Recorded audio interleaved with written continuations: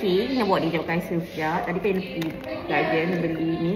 Dia beli ubat parut hijau. Kalau korang nak tahu, kalau dekat Guardian, kalau korang beli produk kesihatan kot, wellness produk 100 ke atas, dapat ni weh. Dapat ni, comel kita semua ni. Ada voucher. Dua voucher dia mak. Ada voucher. Mungkin ada beg comel ni.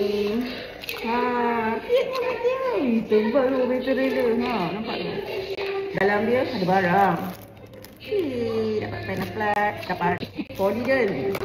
Boleh kan kita tak tahu apa kita tengok. Dapat sulfate calcium.